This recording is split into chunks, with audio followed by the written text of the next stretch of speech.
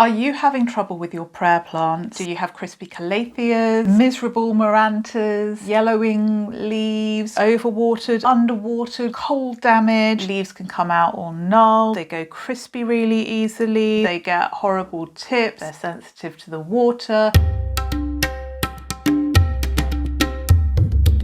Hello everybody, my name's Kirsten. Welcome back to my channel. Today I want to talk to you all about how I transferred my entire Marantaceae family to semi-hydroponics and basically how it's gone, ups and downs, pros and cons, and a few tips and tricks. I've had a pretty problematic relationship with the Marantaceae family, Calatheas, Marantas, Stromathes. I think it's something that a lot of people in the plant community can relate to.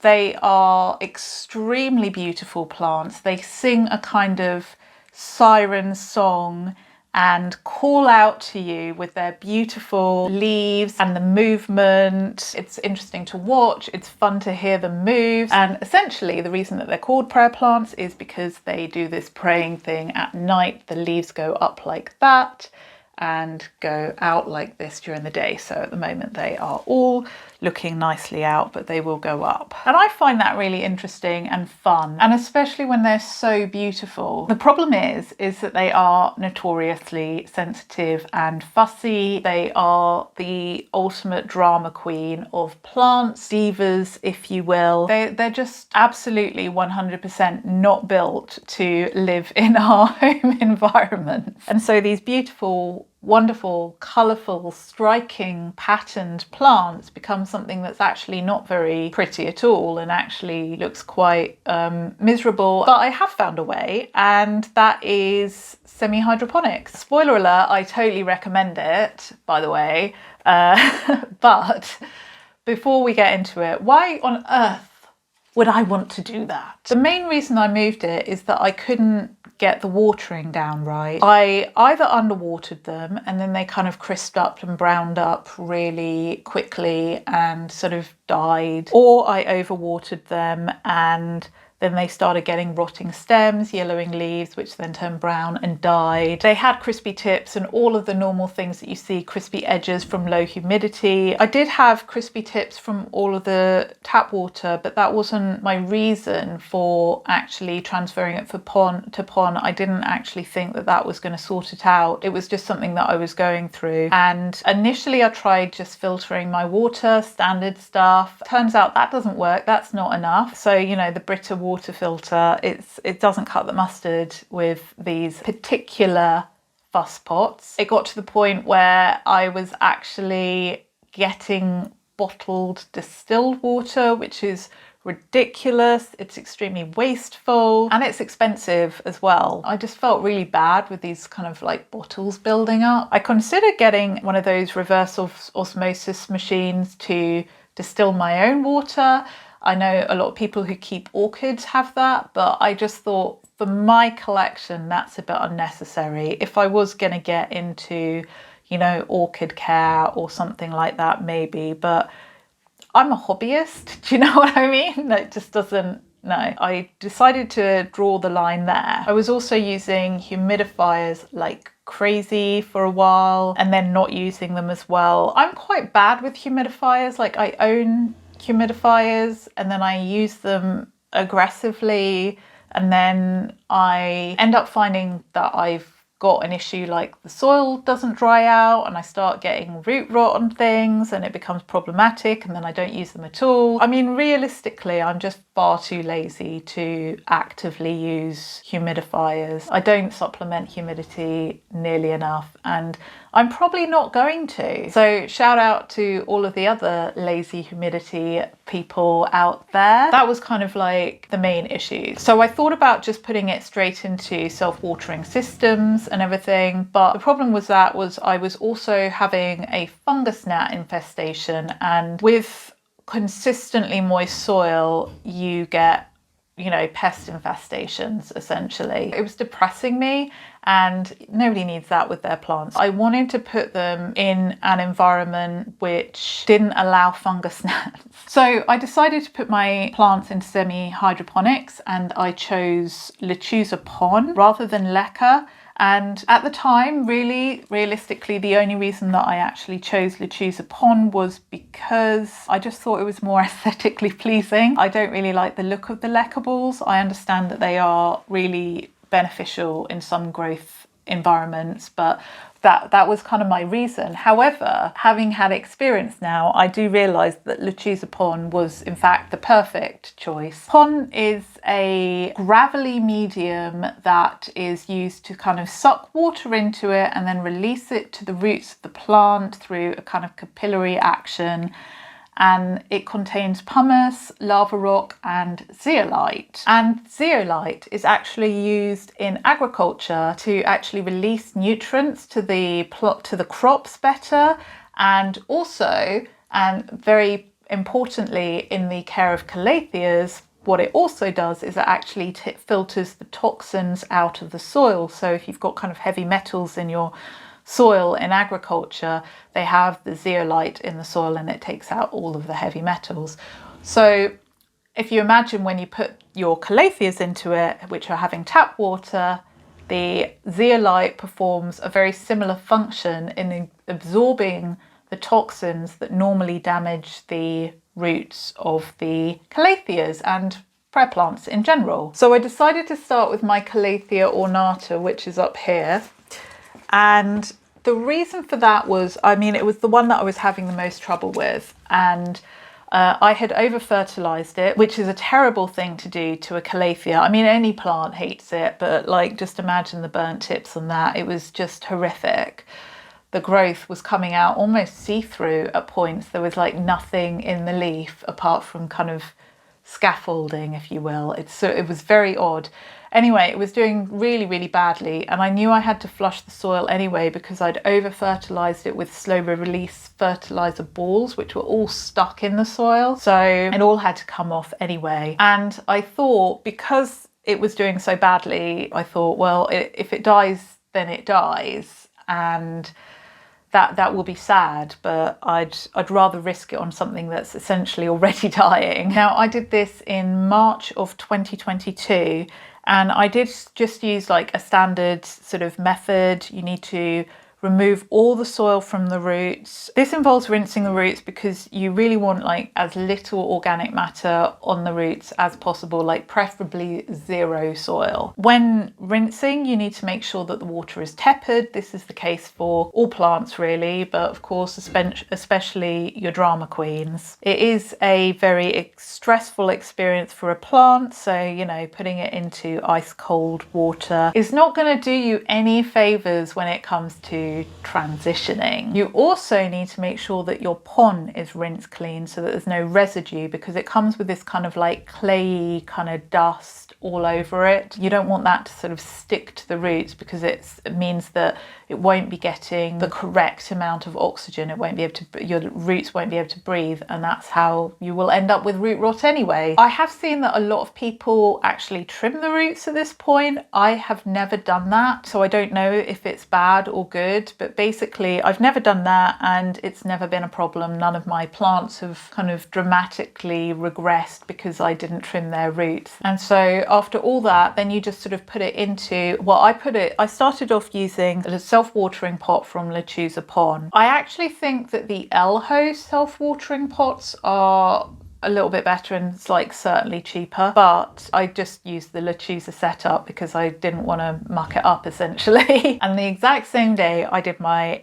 White Star Calathea, but I'd run out of the actual Lechuza pon at this point, and I used a different brand, and it was slightly, well, it was much coarser than the Lechuza pon. Lechuza does do like coarse pon. This was just like a different brand, but I really wouldn't recommend a coarser mix in my opinion, because that was really where I had my first issue. The coarser pon is great for aroids, anything with like a tuberous root, monsteras, anthuriums and orchids, that kind of thing. That's like that's the sweet spot. I'm actually pretty sure that it was designed for orchids actually. There was just not really enough moisture. I think that's what the problem was for the likes of a prayer plant. It got very dry. I had also moved my Calathea fasciata, which is not doing well. It's doing the worst to it, and this kind of stuff happened essentially. And I've only just moved this back into Lechuza rather than actually, look at that, that's terrible, isn't it?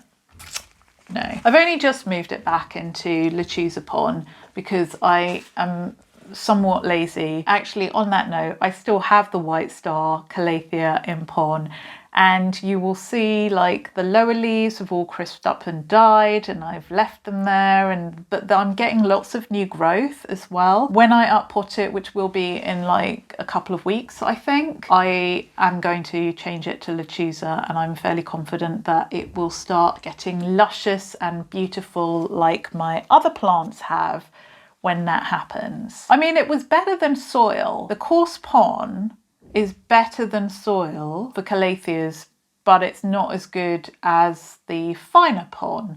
And I'm sure there are other brands that like make finer pon as well. I just used Lechuza because it's like the most well known, and I just wanted things to be easy. So by the time it got round to doing my Marantas though, I was set on the Lechuza pon, but I didn't have any self-watering systems left. I wanted to test out just using just a plant in a cashpo with a water reservoir. Look at all those roots coming out. Good, isn't it? And that seems to have worked really well. So both of my Marantas are both very much same situation, and they're both doing pretty excellently within it. I will say the problem with that is you do have to be a little bit more on it with your watering. With the self-watering systems, they've got an indicator. You can also put much more in the reservoir. Like, you've got to keep like a shallow reservoir in a cashpo, because otherwise it just turns into like there's no oxygen in there and it just gets root rot anyway. It totally negates the whole kind of purpose and reason for. So you do have to be a bit more on it, because you just can't put that much water in, whereas the self-watering systems, they have bigger reservoirs, and so you don't have to water them as often, and you don't have to pay attention as often. And when you do pay attention, you just have to look, and there's an indicator that shows you. So I will say I probably will transfer these at some point to an actual self-watering pot. I just can't be bothered right now, and they're managing and they're looking pretty good, so I think it's fine. And the only other negative I found, or the only other kind of like difficult thing I found, depending on whether you look at it like that, is once you transfer them to pon, they take a little bit of time to start growing again. They do like chill out for a while and do absolutely nothing. It's probably not a good thing to do in the winter, certainly. I would do it at the beginning of the growing season if you could, because it is a bit of a shock for them. I have to say, none of them looked like they were declining. They just basically didn't do anything apart from just sit there and acclimate for months and months before putting out any new growth. And with this one, the growth has come out quite small. Well, some of it's getting bigger. This one has been fine in general, I have to say, but like that one, the growth has come out a bit smaller. So I do want to sort of highlight that if you're looking to like get a lot of growth, like it definitely will slow down until it starts going again, and then it'll be at a kind of normal growth rate. So the positives, what happened? So many good things. Oh my God. So many good things happened. It was the best thing ever. This was the best decision. It really was, and I wouldn't have it another way. So let's get into all the good things that happened. The first thing I saw was basically immediate on my ornata, because it had such a decline and it kind of just looked dry and withered. And in less than a day, I would say it was 24 hours maximum. In fact, that evening, to be fair, I looked over it and it had a kind of luster to the backs of its leaves that I hadn't seen since it was new. It started to look more succulent or shiny and sheeny and just like vibrant almost immediately. I don't really understand why, how, whatever, but that has been the case. So that was instantly gratifying and made me pretty happy that I'd made that decision. Especially as when you transfer some plants, like a lot of them, they actually droop a little bit when you put them in. But this one, no, none of my Marantas or prayer plants at all, none of them have drooped. They've all looked absolutely exquisite. Well, I don't know, exquisite's probably a strong word, but they've looked pretty good for going into the pond. Another thing is that crispy tips are a thing of the past. I think it's something to do with the zeolite and the sort of filtering through all the rocks and everything, but I also believe that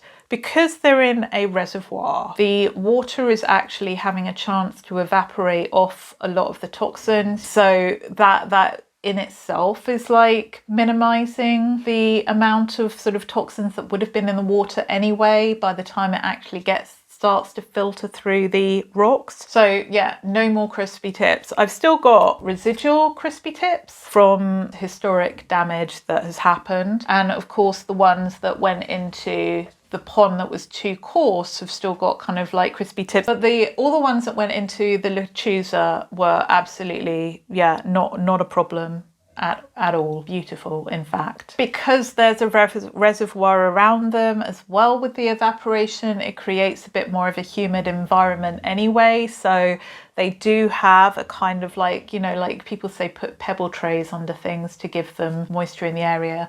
So I'm guessing it's kind of working a bit like a pebble tray, which isn't massive, but every little helps. And it seems that these are absolutely totally happy. It's also kind of a bit more difficult to over fertilize, as I had done before. First of all, when you get Lechuza pon, it comes with fertilizer in it that is the kind of perfect amount, and that lasts for about 6 to 12 months. I mean, I would say 6 months really. But then after that, then you fertilize yourself, you know, you just add your kind of liquid fertilizer to it, and it's quite difficult. I don't think that it would be possible because it's doing that filtering of the toxins, because your plant is only sort of taking what it needs and everything. I haven't had an issue, although I don't believe that I actually have technically over fertilized them anyway. I would just say that it's like very unlikely that that would be a problem. And another thing is the roots get extremely strong and healthy.